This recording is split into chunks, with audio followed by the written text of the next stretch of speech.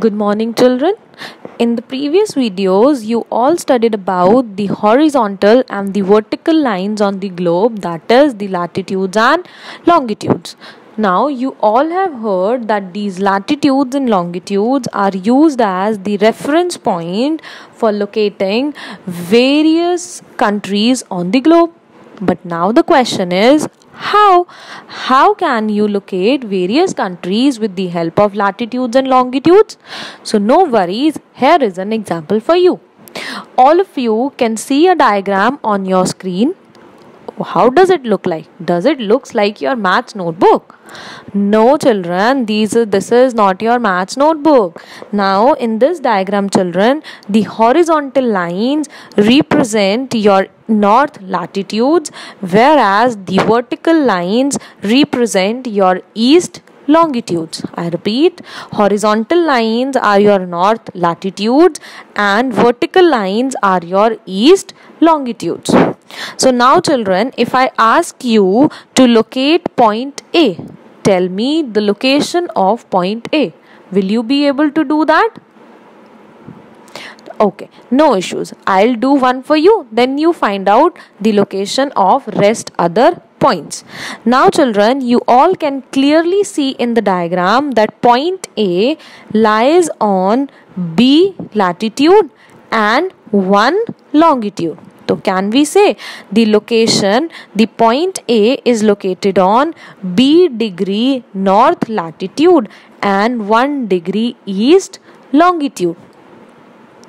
In the same manner, if I ask you about the location of B, so can I say that point B is located on D degree north latitude and 1 degree east longitude?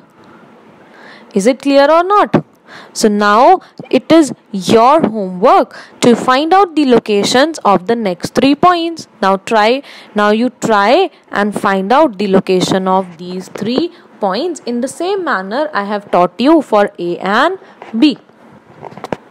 Now, children, you all have heard sometimes that when it is day in India, it is night at some other countries. Now, how does that happen? How there is different times at one or the other countries? So, children, it is due to the movement of the earth, the moon and the planets. The sun regularly rises and sets every day, children. In the same manner, what moves is our earth. So as the earth rotates from west to east, those places which are on the east side of our Greenwich, that is our prime meridian, they are ahead of the Greenwich time, and those places which are on the west side of the Greenwich prime meridian, they are behind the Greenwich time. Let's just take an example for that, children. We all know that our earth rotates at 360 degree in 24 hours. So that means, can we say that it covers 15 degrees in 1 hour? So look here in the picture, children. The places which are on the east of Greenwich will be ahead, that means plus in time, and those places which are on the west side will be behind, that is minus 1 hour. So now, children, if it is 12 noon at Greenwich, that is the center line, you can say black line. So children, the line that is the 1 degree east latitude on the east side, if it is 12 noon at black, it will be 1 p.m. on the 1 degree east latitude. And in the same manner, if we move to the western side of this black line, it will be 11 a.m. at 1 degree west latitude. In the same manner, on 2 degree east latitude, it will be 2 p.m. and 2 degree west latitude, it will be 10 a.m.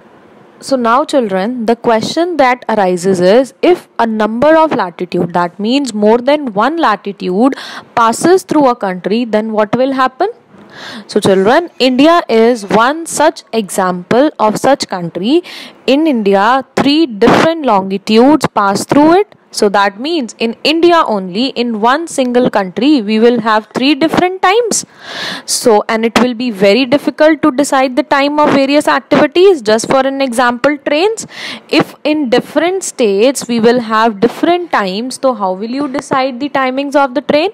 So children, just to avoid such confusion, the country collectively decides to fix the time of one longitude as the central time for the whole country, and in India we have fixed the 82.5 degree east longitude as the central meridian of India. The time of this meridian is considered as the central time for the entire country. And the time of this meridian is known as Indian Standard Time or IST.